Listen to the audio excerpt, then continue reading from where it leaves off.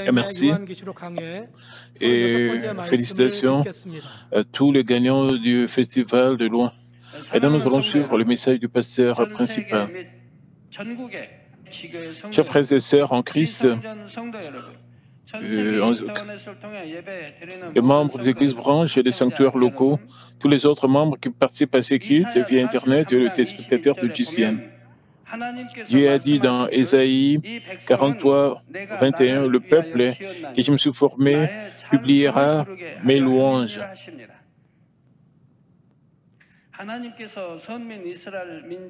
Il parle de la raison pour laquelle il a choisi le peuple d'Israël. C'est-à-dire que Dieu les a formés pour lui-même afin qu'ils puissent proclamer sa louange. Et ces paroles s'appliquent à tous ceux qui sont sauvés et deviennent enfants de Dieu. Et ainsi, Dieu est bien content de recevoir les louanges que ses enfants offrent devant lui. Mais il ne reçoit pas toutes les louanges avec joie. Il ne reçoit que la louange qui devient du parfum en s'élevant. Le parfum de la louange est différent d'une personne à une autre. Et selon la pureté et la propreté du cœur de celui qui offre la louange et la sincérité et la ferveur avec laquelle il loue, le parfum qui devient la louange est différent. La richesse du parfum est différente. Il en va de même de son épaisseur à mesure que le parfum monte. Tout cela est mesuré avec précision et les résistants livrés au trône de Dieu par les anges et les archanges. Il en va de même pour les prières. Vos prières sont également livrées au trône de Dieu et comme le parfum des prières, les prières que vous faites avec ferveur par la foi sont mises dans une coupe d'or et portées devant Dieu. Quand cela atteindra la mesure appropriée, selon la justice, vous recevrez une réponse. Mais toutes les prières ne deviennent pas du parfum qui est présenté devant Dieu. Lorsque vous priez, si vous avez encore une barrière de péché, si vous babillez dans vos pensées vaines, ou si vous êtes somnolent, ou si votre prière n'est pas conforme à la volonté de Dieu, votre prière ne peut pas être portée devant Dieu. Et selon combien votre cœur est sanctifié et combien de foi et d'amour vous offrez de vos prières, le parfum de vos prières devient différent. Un tel parfum de vos prières et de vos louanges est mesuré avec précision et amené devant Dieu. Et le jour du jugement dernier, toutes ces choses seront clairement révélées et vous recevrez une récompense selon la quantité du parfum de prière que vous avez donné pour le royaume de Dieu. D'ailleurs, la récompense n'est pas seulement donnée pour vos prières et vos louanges. Dans Matthieu 12, 36, Jésus dit, « Je vous le dis, au jour du jugement, les hommes rendront compte de toutes paroles vaines qu'ils auront proférées. » Peu importe à quel point la parole que les gens prononcent est insignifiante et sera enregistrée telle qu'elle et recevront une récompense ou une punition pour cela.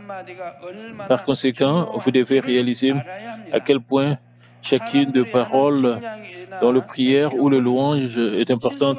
Les gens feront des erreurs dans leur mesure ou leur enregistrement, mais la mesure et l'enregistrement est fait par les anges ne contiendront aucune erreur.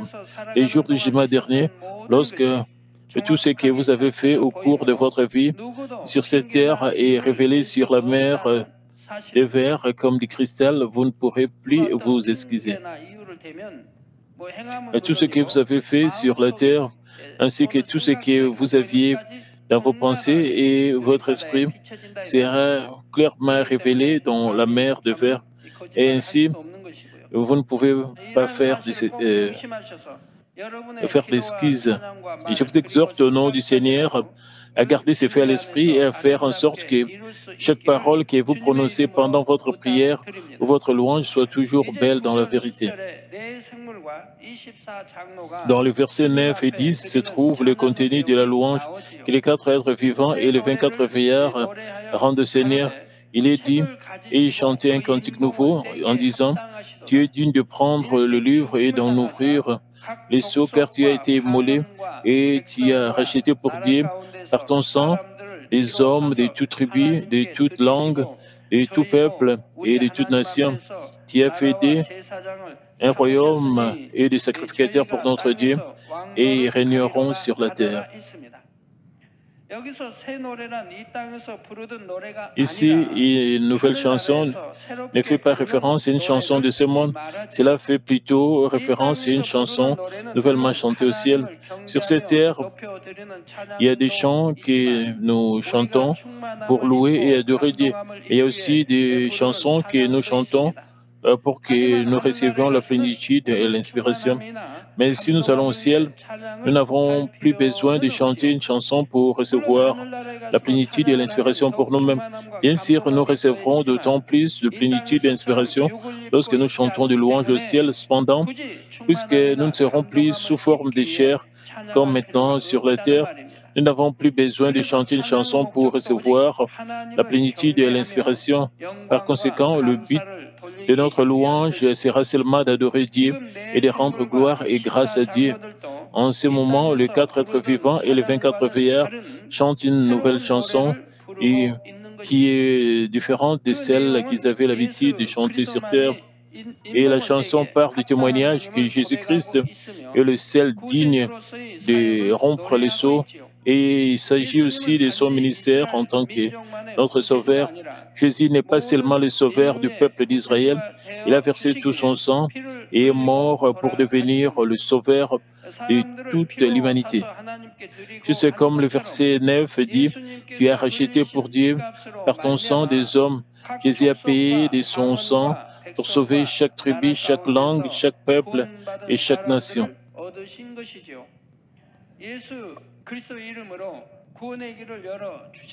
Au nom de Jésus-Christ, la porte du salut a été ouverte. Une bénédiction a été donnée pour que nous devenions enfants de Dieu. Tu as été immolé fait référence au fait que le Seigneur est mort à l'âge jeune de 33 ans. Maintenant, le verset 10 dit, « Tu as fait d'eux un royaume et des sacrificateurs pour notre Dieu, et ils régneront sur la terre. » Cela signifie que nous qui sommes sauvés par Jésus-Christ deviendrons un royaume et des sacrificateurs pour notre Dieu, et que nous régnerons sur la terre. À l'époque de l'Ancien Testament, seuls les sacrificateurs pouvaient entrer dans le sanctuaire. Lorsqu'un homme commettait un péché, un sacrificateur tuait un animal à sa place, prélevait son sang, entrait dans le sanctuaire et aspergeait le sang sur l'autel afin de le racheter de son péché. Mais quand Jésus est mort sur la croix, comme offrande de paix entre Dieu et nous, le voile du temple a été déchiré. Matthieu 27, 51 dit, « Et voici, le voile du temple se déchira en deux, depuis le haut jusqu'en bas, et la terre trembla, et les rochers se fendirent. » Et Hébreux 10, 19 à 20 dit, « Ainsi donc, frères, puisque nous avons au moins 10 ans de Jésus, une libre entrée dans le sanctuaire par la porte nouvelle et vivante qu'il a inaugurée pour nous au travers du voile, c'est-à-dire de sa chair. »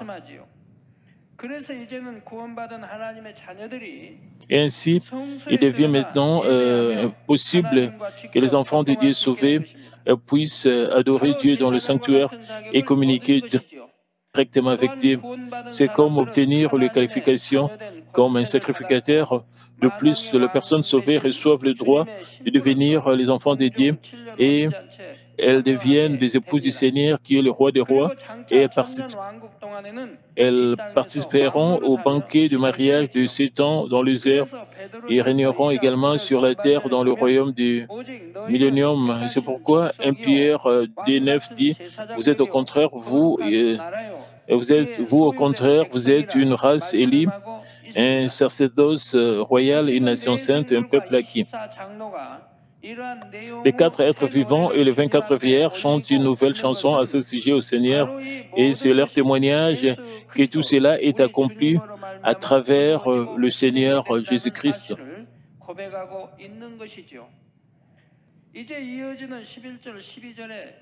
Maintenant, la suite de versets 11 et 12 dit: j'ai regardé et j'entendis la voix de beaucoup d'anges autour du trône et des êtres vivants et des vieillards, et leur nombre était des myriades et des milliers. Ils disaient d'une voix forte: l'agneau qui a été immolé est digne de recevoir la puissance, la richesse, la sagesse, la force, l'honneur, la gloire et la louange. L'apôtre Jean regarde actuellement de nombreux anges autour du trône de Dieu et les 4 êtres vivants et les 24 vieillards.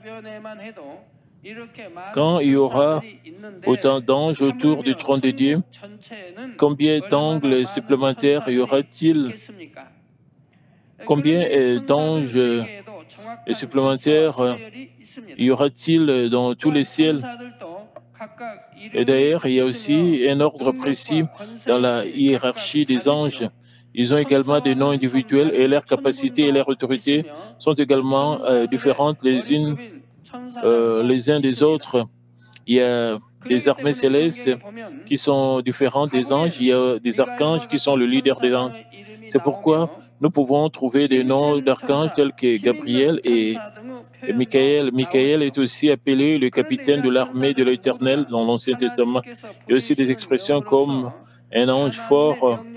Mais tous les anges sont des esprits gérés par Dieu. Ils obéissent à l'ordre de Dieu et ils aident le ministère de Dieu.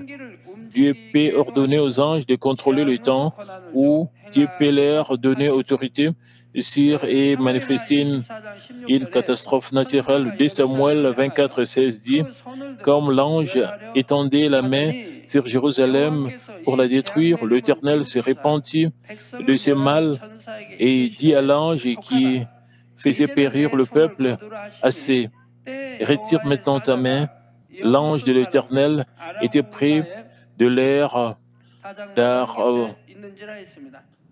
d'Arvana, le Jésibien.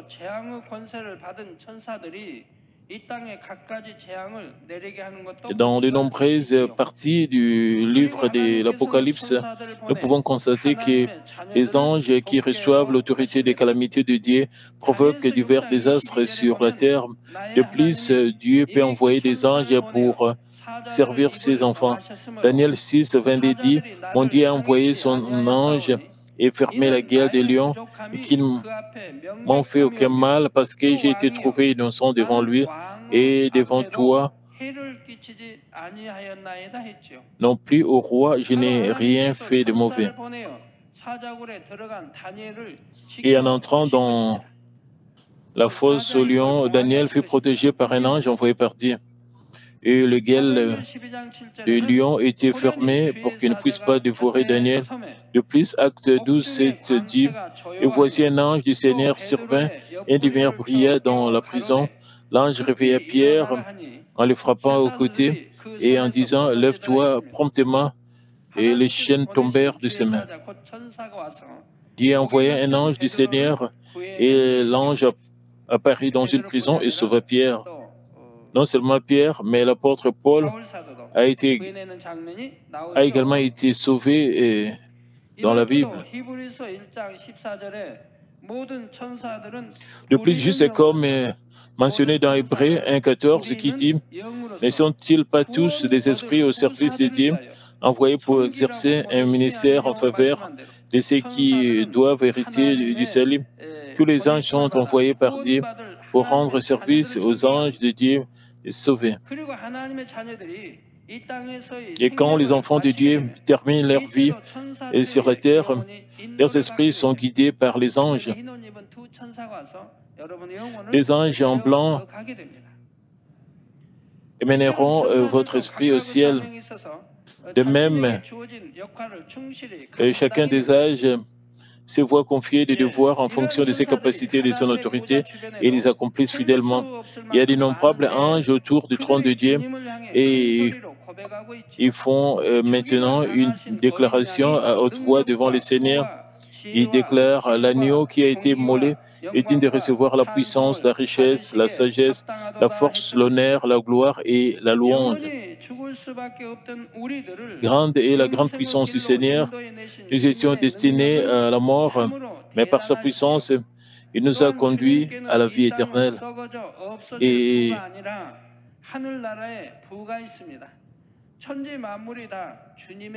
Et grandes sont les richesses du Seigneur, qui ne sont pas les richesses périssables des éthers, mais les richesses du ciel. Tout dans l'univers appartient au Seigneur. Le Seigneur est un avec Dieu, qui est l'origine de la sagesse. Et la sagesse du Seigneur est la sagesse de la sanctification et la sagesse de la bonté. Si vous pouvez atteindre cette sagesse de la bonté, qui est possible par la sanctification, tout ce que vous ferez sera prospère. Vous pouvez discerner la sagesse du Satan risé, du risé Satan, et vous pouvez briser tout type de stratagème pervers. Le Seigneur a la puissance, mais cette puissance ne fait pas référence à la force charnelle. Cela fait plutôt référence à la puissance spirituelle qui peut être acquise par le fait d'être sans péché. Une puissance illimitée peut être obtenue d'un cœur sanctifié et qui n'a pas de péché. Cela peut gouverner, vaincre et détruire n'importe quel type de ténèbres. Si vous sanctifiez votre cœur et rencontrez la qualification appropriée devant Dieu, alors vous recevrez la puissance et l'autorité de la lumière spirituelle. Et c'est le Seigneur qui a tout créé dans l'univers, et c'est le Seigneur qui gouverne tout cela.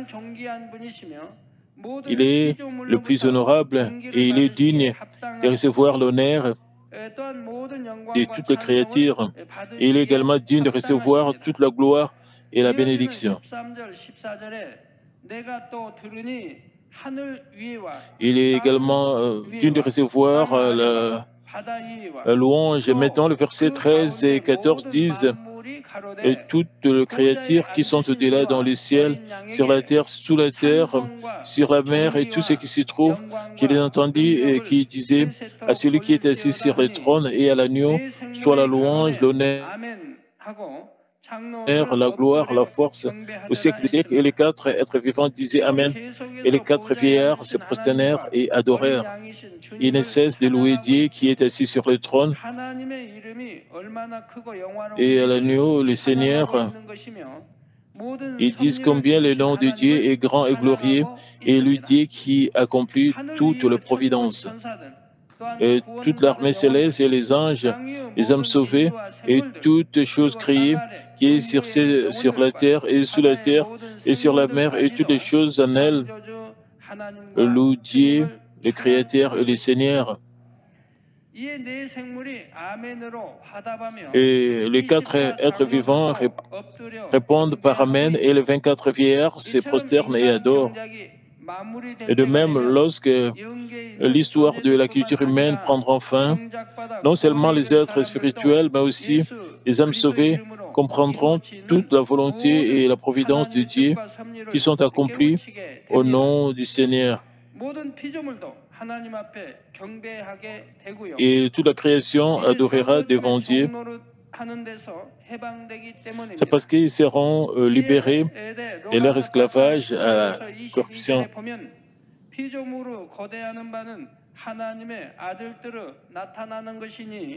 Romains 8, 19 à 22 dit aussi la création attend-elle avec un ardent désir la révélation du Fils de Dieu, car la création a été soumise à la vanité, non de son gré, mais à cause de celui qui y a soumise avec l'espérance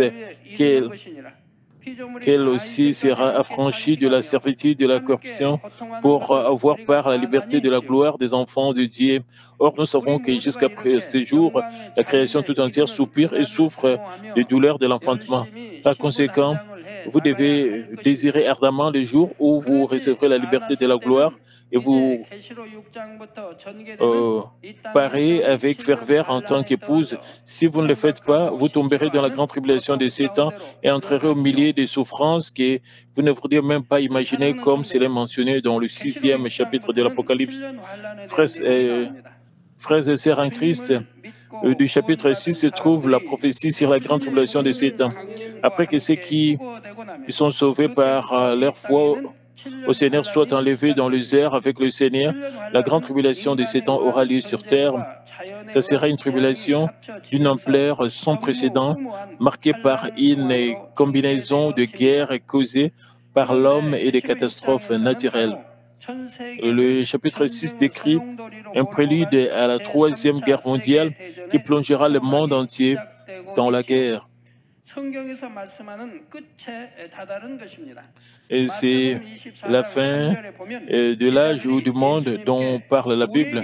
Dans Matthieu 24:3, le disciple de Jésus demande à leur maître, « Dis-nous quand cela arrivera-t-il et quel sera le signe de ton avènement et de la fin du monde ?» Jésus répond au verset 6, « Vous entendrez parler de guerre et des bruits de guerre. Gardez-vous d'être troublés, car il faut que ces choses arrivent, mais ce ne sera pas encore la fin. » Ici, la guerre ne se réfère pas seulement à des conflits plus petits, limités à un pays ou à une région, mais à des guerres qui affectent le monde entier. Par conséquent, les guerres font ici référence aux Première et Deuxième Guerres mondiales. On les appelle les guerres mondiales, la Première et la Deuxième Guerre mondiale. Mais Jésus dit, ces choses doivent arriver, mais ce ne sera pas la fin. Il nous donne un indice sur un événement, comme ces deux guerres un événement comme ces deux guerres qui aura lieu à la fin du temps. Ce sera un événement si horrible au cours duquel tout le monde dira « c'est ainsi que le monde se termine ». Et l'événement qui aura lieu à la fin du monde et la Troisième Guerre mondiale, alors le Seigneur commence à briser les 7 sceaux. Le monde entier entrera dans un état de tension qui mènera finalement à une autre guerre mondiale. Le verset 1 et 2 l'Apocalypse 6 dit, « J'ai regardé quand l'agneau ouvrit un de ces sceaux et j'entendis l'un des 4 êtres vivants qui disait, comme d'une voix de tonnerre, viens. J'ai regardé, voici, pareil un cheval blanc, celui qui le montait avait un arc et une couronne lui fut donnée et il partit en vainqueur et pour vaincre. Comme écrit, les signes de désastre n'apparaissent finalement que lorsque l'agneau, notre Seigneur, brise les sceaux. Cela signifie que tous les événements de la grande tribulation de ces temps, y compris la Troisième Guerre mondiale, se dérouleront sous la supervision du Seigneur. L'apôtre Jean écrit également, « Lorsque le Seigneur a brisé l'un de ces sceaux, j'entendis l'un des 4 êtres vivants qui disait comme d'une voix de tonnerre, quand que les 4 êtres vivants exécutant les ordres directs de Dieu soient impliqués en tant que tels signifie que tout se passe selon la volonté et la providence de Dieu avec son approbation. Mais cela ne signifie pas que Dieu lui-même apporte le désastre de la grande tribulation de ces temps sur cette terre, même si les terribles guerres et les catastrophes naturelles sont inévitables selon la loi de la justice. Tout cela s'accomplit dans la providence de Dieu qui sait tout d'avance et planifie tout selon sa préscience. Le fait que les 4 êtres vivants parlent avec une voix de tonnerre signifie qu'ils possèdent un très grand pouvoir et une très grande autorité. Quand l'un des 4 êtres vivants dit à Jean « Viens », cela signifie que l'être doit montrer à l'apôtre les événements à finir, comment les événements futurs se produiront. Lorsque l'apôtre Jean a regardé, il y avait un cheval blanc.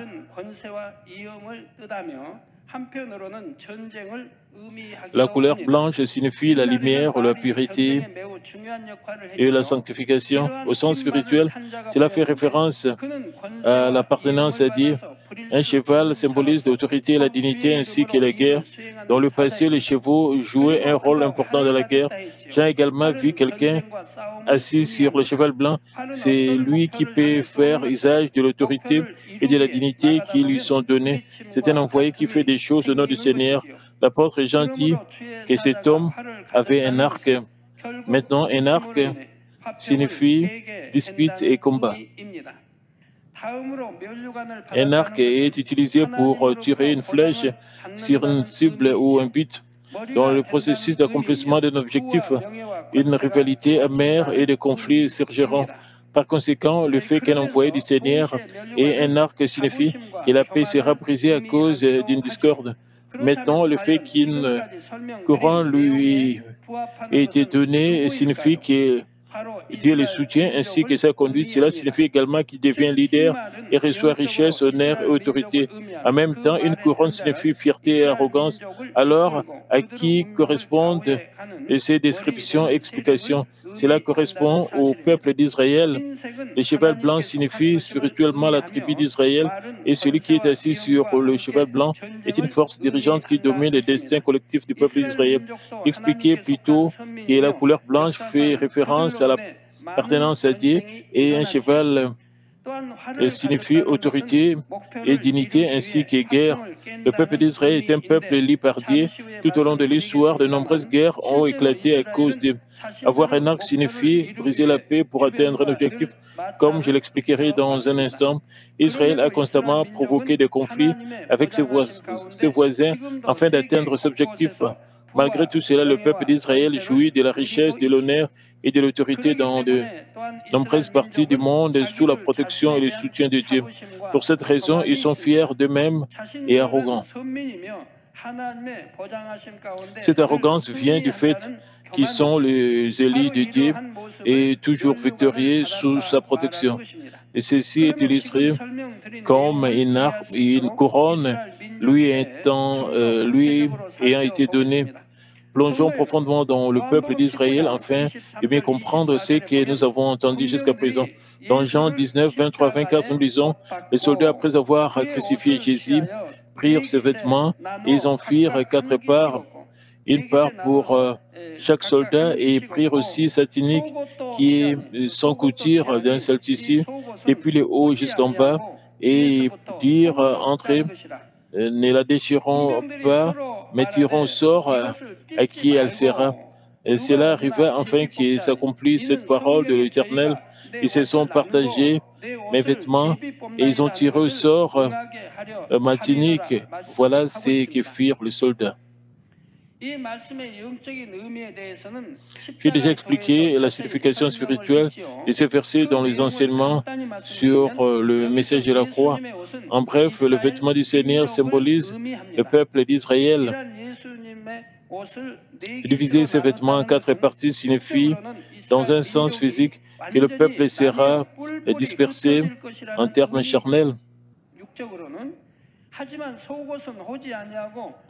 Mais le fait que la tunique était sans couture et tissée en une seule pièce, de sorte que les soldats ne l'ont pas déchiré, signifie que le cœur intérieur du peuple d'Israël ne serait pas divisé ou déchiré. Comme mentionné en l'an 70 après Jésus-Christ, Jérusalem a été complètement détruite par le général romain Titus et la nation d'Israël a cessé d'exister. La chair doit périr. Les survivants ont été dispersés dans le monde entier et leurs descendants sont toujours dispersés et vivent dans de nombreuses régions du monde. Cependant, même si leur pays a été détruit et qu'ils sont toujours dispersés, personne ne peut enlever ou détruire leur cœur intérieur pour Dieu.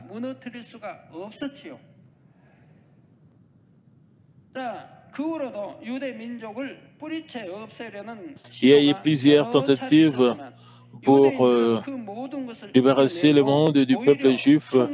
Dans son ensemble, les Juifs les ont tous vaincus et ont fini par déclarer leur indépendance le 14 mai 1948.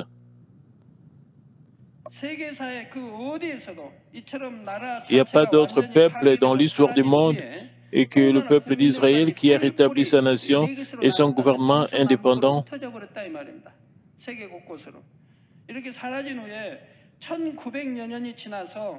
Et surtout après que son peuple a été dispersé aux quatre coins du monde, la façon dont le vêtement de Jésus a été divisé en quatre, 2000 ans après que le pays a été complètement détruit et disparu, mais les Juifs, le peuple d'Israël, ont rendu cela possible. Cela n'a été rendu possible que parce que pendant de longues années, leur cœur intérieur pour Dieu n'a jamais été altéré. Ils ont atteint cet objectif énorme avec un désir sincère de reprendre la terre promise que Dieu leur avait donnée. De ce fait, la fierté du peuple israélien s'est encore accrue. L'idée qu'ils sont le peuple élu de Dieu et qu'ils sont supérieurs à tout autre peuple est encore profondément enracinée dans leur cœur. Mais cette idée s'est transformée en arrogance et en égoïsme et a rendu la coexistence pacifique avec le pays voisin presque impossible. Il y a toujours des tensions entre Israël et d'autres pays du Moyen-Orient. Et Israël est engagé dans un état de guerre et de combat permanent depuis son indépendance. Ils ont constamment des conflits et des guerres grandes et petites. Cependant, comme le dit le verset 2, est parti en vainqueur et pour vaincre. Israël a gagné ses batailles et ses guerres. Et frères et sœurs en Christ, comme je l'ai dit plus tôt, 2000 ans après que le peuple d'Israël a perdu son pays et son territoire, et le peuple d'Israël est retourné dans son ancienne terre et a créé un pays indépendant. Maintenant, comment les gens qui vivaient sur cette terre depuis 2000 ans auraient-ils pu les accueillir? Même le bon sens nous dit qu'il est difficile de croire qu'ils ont dû céder leur terre sur lesquelles ils vivaient en Israël. Il était naturel que de nombreux pays arabes voisins de l'ancien territoire d'Israël soient mécontents de la conduite d'Israël. Quand Israël a déclaré son indépendance le 14 mai 1948, dès le lendemain, le 15 mai, les pays arabes alliés ont attaqué Israël. Et c'est ce qu'on appelle la guerre israélo-arabe, la première de nombreuses guerres israélo-arabes à venir. L'armée israélienne à l'époque était petite et mal armée, mais leur force aînée leur a valu une victoire écrasante. Et la deuxième guerre arabo-israélienne, également connue sous le nom de crise de Suède, éclatant en octobre 1956, et encore une fois, Israël fut victorieux. La troisième guerre arabo-israélienne, qui a éclaté le 5 juin 1967, est mieux connue aujourd'hui sous le nom de guerre de 6 jours. Les nations arabes alliées ont de nouveau attaqué Israël, mais Israël les a vaincus en 6 jours. Il n'a fallu que 6 jours à Israël pour dominer complètement ses pays voisins. Israël a pris le contrôle de la bande de Gaza, de la péninsule du Sinaï, de la Cisjordanie et des terres du Golan. Israël a même pris le contrôle de Jérusalem-Est et a connu une grande prospérité par la suite. Il y a une anecdote célèbre. Au cours d'un conseil de guerre, un général en charge des forces armées israéliennes a prié, le bâton levé haut, Dieu, s'il te plaît, fais que cette guerre soit terminée dans 6 jours afin que nous puissions observer les sabbats. Plus tard, la quatrième guerre arabo-israélienne, également connue sous le nom de guerre du Yom Kippour, a éclaté en 1973. Israël a de nouveau vaincu l'Alliance arabe. En plus de cela, il y a eu de nombreux conflits et batailles, grands et petits, entre les nations arabes et Israël a vaincu ses adversaires à chaque fois. Et frères et sœurs, au chapitre 20 de 2 Chroniques, les forces alliées des Moabites et des Ammonites et certains Ménites ont envahi Juda, à l'époque gouverné par Josaphat.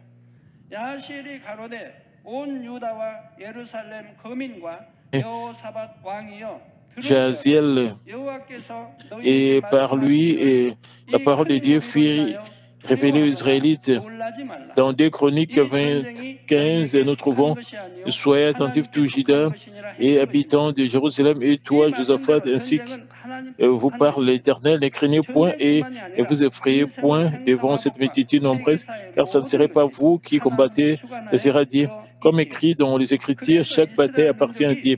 Rappelez-vous qu'en plus de la bataille, la vie, la mort, la fortune et le malheur de la vie, ainsi que tous les aspects de l'histoire du monde, sont sous la supervision de Dieu. Par conséquent, même si les Israélites semblaient faibles et impuissants devant le sens charnel, quand ils plaisaient à Dieu et vivaient selon sa parole, Dieu restait avec eux et ils étaient toujours victorieux. Mais quelle que fut la possession dans le sens charnel lorsqu'ils tournèrent le dos à Dieu et échouèrent à vivre selon sa parole, le peuple d'Israël devint sujet aux attaques de ses voisins et souffrit de la défaite. Pourtant, Dieu avait déjà prophétisé dans l'Ancien Testament l'indépendance du peuple d'Israël et cela s'est accompli selon sa providence. À titre illustratif, Ézéchiel 38, 8 à 9 dit « Après bien des jours, tu seras à leur tête. Dans la suite des années, tu marcheras contre le pays dont les habitants échappés à l'épée auront été rassemblés d'entre plusieurs peuples sur les montagnes d'Israël, longtemps désertes, retirés du milieu des peuples, ils seront tous en sécurité dans l'air de mer. Tu monteras, tu avanceras comme une tempête, tu seras comme une nuée qui va couvrir le pays, et toi et toutes tes troupes et les nombreux peuples avec toi. » Avec quelle précision cette parole est-elle accomplie? Dans les guerres que les nations arabes ont provoquées pour détruire Israël, Dieu s'est naturellement tenu du côté d'Israël et leur a apporté des victoires. Dieu s'en tient à ce qu'il a dit et finalement il accomplit son œuvre selon sa providence à travers le peuple d'Israël. Et nous lisons dans le passage d'aujourd'hui, il partit en vainqueur pour vaincre et ce qui signifie que la victoire complète n'est pas encore entre leurs mains. En d'autres termes, la guerre est toujours en cours et ils ne peuvent pas dire qu'ils ont remporté la victoire ultime. C'est parce qu'il reste encore une grande guerre, la Troisième Guerre mondiale. En fait, le peuple d'Israël a également été profondément impliqué dans le déclenchement de la Première et Deuxième Guerre mondiale et il sera à nouveau étroitement lié à la Troisième Guerre mondiale à venir. La terre où se trouve Israël et ses pays voisins est le point de départ à partir duquel Dieu a commencé le processus de la culture humaine et la fin de la culture humaine de Dieu sera également centrée sur cette partie du monde. Israël est au centre de ces territoires et la Troisième Guerre mondiale éclatera à cause de la guerre entre les nations arabes et Israël, et cette guerre conduira à la destruction de l'humanité. En tant que tel, Israël jouera un rôle très important jusqu'à la fin de l'histoire de l'humanité et toutes les conditions et circonstances se dessinent actuellement à cette fin. Nous nous rappelons encore une fois, au milieu de tout ce qui se passe autour d'Israël, à quel point Dieu est fidèle dans l'accomplissement de ce qu'il a promis à travers la nation d'Égypte. Après qu'Israël a remporté les 4 guerres arabo-israéliennes en 1978, les États-Unis ont négocié et Israël et l'Égypte ont signé un traité de paix. De nombreux pays de la communauté arabe ont été indignés par le traité de l'Égypte avec Israël, mais Israël a retiré ses troupes et ses colons de la péninsule du Sinaï en 1982 pour exécuter le terme du traité. Mais tous ces incidents n'ont pas eu lieu par hasard. Ils ont tous transpirer selon la volonté de Dieu telle qu'elle est mentionnée dans la Bible, comme nous le trouvons dans Genèse 47, 7 à 12, grâce à Joseph qui était devenu le commandant en second de l'Égypte. Jacob et toute sa famille purent échapper plutôt à une grave famine et déménager en Égypte. Et il y a une scène dans laquelle Jacob se tient devant Pharaon plutôt, et bénit le roi.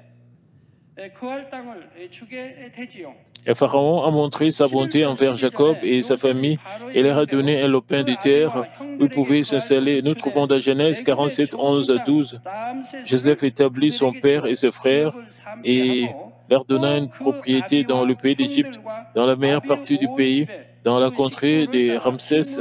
Et comme Pharaon l'avait ordonné, Joseph fournit du pain à son père et à ses frères et à toute la famille de son père, selon le nombre des enfants.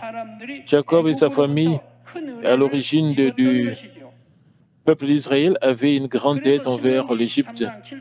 C'est pourquoi Dieu dit à leurs descendants dans Deutéronome 23, 7, « Tu n'auras point en abomination l'Égyptien, car tu as été étranger dans son pays. » De plus, depuis Jacob, l'origine d'Israël, bénit Pharaon, le roi d'Égypte, Israël et l'Égypte pouvaient signer un traité de paix qui semble impossible en termes charnels. Et grâce à ces traités de paix, l'Égypte est épargnée et sera épargnée par les grandes guerres et les catastrophes à venir, contrairement à ses voisins arabes. Cependant, pendant la Troisième Guerre mondiale, Israël et ses pays voisins seront engloutis dans le combat et feront face à d'énormes calamités à la fin. Et cela commencera comme une guerre entre les nations arabes et Israël, mais les intérêts de chaque nation impliquée est centré sur le pétrole. Et ça sera la cause qui finira par jeter les puissances mondiales dans une concurrence féroce les unes contre les autres. Et cela sera expliqué plus tard, une immense guerre éclatera avec le grand nombre d'armées et qui compteront des myriades et des myriades, comme écrit dans Apocalypse 9, 16. C'est l'apogée de la Troisième Guerre mondiale. Le verset 1-2 contient une signification incroyable. C'est l'apogée de la Troisième Guerre mondiale. Le verset 1-2 contient... dans la prochaine session, j'expliquerai la signification d'un cheval rouge et un cheval noir, ainsi que les conditions et les circonstances dans lesquelles le monde entier sera jeté à la guerre. Frères et sœurs en Christ, les grandes guerres entre les nations arabes et Israël et la guerre mondiale à venir sont des événements qui auront lieu sur terre où les enfants de Dieu sauvés ne resteront plus. Mais comme nous le lisons aujourd'hui dans les Écritures, tout ce qui arrivera à la fin du monde n'arrivera pas en un instant. Ces événements sont un sous-produit d'événements qui se sont produits et se sont accumulés pendant des millénaires et auront lieu selon la justice. Tout a été exécuté précisément selon la volonté et la providence de Dieu et son résultat sera également vu et réalisé sans aucune erreur. Bien qu'il soit important de comprendre le flot de l'histoire du monde à travers les enseignements sur l'Apocalypse en même temps, j'espère que vous croirez dans votre cœur que la volonté et la providence de Dieu ont été accomplies avec précision et que vous en tirerez de la force. Et tout comme Dieu l'a dit dans Actes 13, 22, j'ai trouvé David, fils d'Isaïe, homme selon mon cœur, qui accomplira toutes mes volontés, que toute la volonté de Dieu s'accomplisse par vous, vous qui aurez rassemblé au cœur de Dieu le Père. Au nom du Seigneur Jésus-Christ, j'ai prié. Prions tous concernant ce message, Père éternel. Merci encore pour ce message combien important concernant l'enseignement sur l'Apocalypse. Permet que nous puissions réaliser et qu'il y aura la grande tribulation de ces temps, que nous puissions nous préparer, que nous puissions marcher selon ta volonté, que nous puissions vraiment sanctifier nos cœurs, que nous puissions accomplir un cœur sincère dans la plénitude de la foi. Permet que nous soyons complètement transformés, laquelle nous puissions réaliser que 감사드립니다. le 우리 주 ciel est un 예수 bon 그리스도 endroit 이름으로 et au nom 기도하옵나이다. puissant de Jésus-Christ, je ainsi prié. Amen. 당의자매 환자를 위한 기도를 받으시겠습니다. Nous allons recevoir la prière de malade du pasteur principal. Si vous pouvez poser vos mains sur vos parties malades, posez votre main sur votre poitrine. Si vous n'êtes pas malade, recevez cette prière pour le désir de votre cœur. Recevez cette prière avec foi. Alléluia, Dieu Tout-Puissant, Dieu d'amour, s'il te plaît, pose ta main sur tous les croyants qui reçoivent cette prière maintenant. Montre tes œuvres transcendant le temps et l'espace, sur tous ceux qui reçoivent cette prière, sur GCN et Internet, via satellite, les églises branches et sanctuaires locaux, surtout aux enfants de Dieu partout dans le monde. Donne-leur la foi de croire du fond de leur cœur. Chasse tout ce qui est pensée négative et doute. Et chasse tout ce qui est test et preuve. Et puisqu'à la tête de parties internes, des jointures, le tissu, les cellules, dans quel que soit le parti malade, consume-les avec le feu du Saint-Esprit et avec la lumière originale. Au nom de Jésus-Christ, j'ordonne à l'ennemi diable et Satan et toutes sortes de maladies, germes, virus, infirmités, quittez-les, que la lumière brille. Et s'il te plaît, consume toutes leurs maladies en phase terminale et les maladies incurables avec le feu du Saint-Esprit. Chasse tout ce qui est maladie endémique, y compris la malaria. Toutes les maladies contagieuses telles que le rhume, la grippe et la fièvre, quittez-les. Protégez de toutes sortes de germes et de virus. Et guéris-les des cancers, d'estomac, des poumons, d'intestin, sida, leucémie, apoplexie, lèpre, hypertension, hypotension, diabète, problèmes de thyroïde, problèmes de cœur, problèmes de poumons, maladies des femmes, et toutes sortes d'inflammations, quittez-les. Et guéris tout ce qui est polio, AVC, arthrite, hernie discale, douleur dorsale, maux de tête, néphralgie, toutes sortes de douleurs puissent disparaître. Épilepsie, autisme, dépression, névrose, autres maladies mentales, quittez-les. Et toutes sortes de paralysies soient guéries, que les paralytiques se lèvent et marchent, que leurs yeux puissent bien voir, que les oreilles puissent bien entendre, et que les aveugles voient, que les muets parlent, que les sourds entendent. Et guérir tout ce qui est fait secondaire, toutes sortes d'accidents, et guérir leurs os fracturés. Restaure tout ce qui est brûlé, et permet que la sensation de chaleur puisse disparaître. Père, permet qu'il n'y ait pas de cicatrices qui restent. Et soyez purifiés de toutes sortes de dépendances à la drogue, d'empoisonnement et de mauvaises substances. Que les tissus morts, les cellules mortes soient régénérées et ramènent de mort à la vie. Et donne à tes enfants la bénédiction de la conception. Recevez la bénédiction de la conception. Au nom de Jésus-Christ, j'ordonne à l'ennemi diable et Satan, les principautés de la puissance de l'air, les mauvaises forces, le lieu céleste et leurs serviteurs, quittez-les. Et quittez les esprits impurs, esprit de division, esprit trompeur, esprit de séparation et toute force des ténèbres. Tout ce qui est chien de messager soit brisé. Ténèbres, quittez-les. Que la lumière brille. Père Dieu, donne à tes enfants la force de se créer dans la prière et la puissance de rejeter le péché et de devenir sanctifiés. Comme leurs âmes prospèrent et permet que tout se passe bien avec et que leur famille soit évangélisée. Protège-les de toutes sortes d'accidents et de désastres tout au long de cette semaine. Bénis-les pour qu'ils puissent mener une vie prospère sans aucun problème. Avec le feu du Saint-Esprit, l'armée céleste, les anges et avec tes yeux enflammés, protège tous tes enfants, leurs familles, leurs lieux de travail et leurs affaires. Donne aux étudiants la sagesse et l'intelligence et de leur enthousiasme et la faire de bien étudier. S'il te plaît, garde leur cœur pensé des choses mondaines et permet qu'ils puissent t'aimer avec plus de ferveur. Et tes enfants mangent ou boivent, ou dans tout ce qu'ils feront, permet qu'ils puissent le faire pour te glorifier, Père Dieu. Et qu'ils soient capables de témoigner au sujet du vivant en disant « J'ai rencontré et expérimenté Dieu, j'ai reçu ces réponses et ces bénédictions. » Père Dieu, merci.